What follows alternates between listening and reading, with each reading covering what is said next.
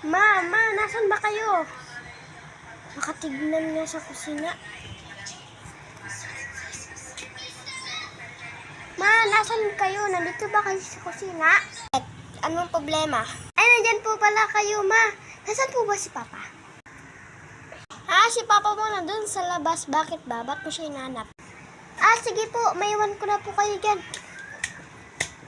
Pa, nasan ba kayo? Nandito po ba kayo sa labas? Kasi sabi ni Mama, nandito po kayo eh. Oo anak. Bakit? Anong kailangan mo? Kailangan po kasi... pwede po ba kayo pumunta sa school bukas? Kasi po may meeting po kasi eh. Sabi po kasi ng teacher namin eh. Pwede po ba kayo? Ay, sana payagan ako. Sana payagan ako. Ano tay? Papayag po ba kayo o hindi? Kung hindi po kayo papayag, si Mama na lang po. Sige na anak, pupunta ako bukas sa school niyo. Sige anak, mag-news ka na. Kasi balik na tayo. Bukas pa ba yun o ngayon na? Bukas pa po yun. Sige anak.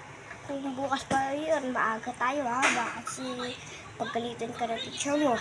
Sige na anak, tulog ka na. At baka malit pa tayo bukas. Sige po pa, matutulog na po ako. Baka po kasi malit pa po tayo eh.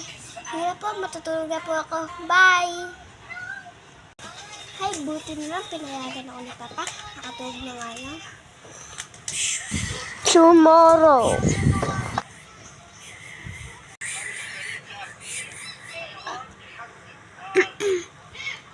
Gising na. Maga na. May meeting pa pala sila Papa bukas. Makabihis na nga lang. Tapos na ako magbihis. Makapunta na nga kay Papa. Pa, gising na po kayo.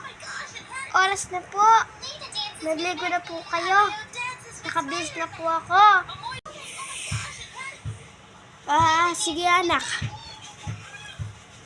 At ako'y maliligo na. Antayin mo na lang ako doon sa labas. At ako'y maliligo na. Sige po.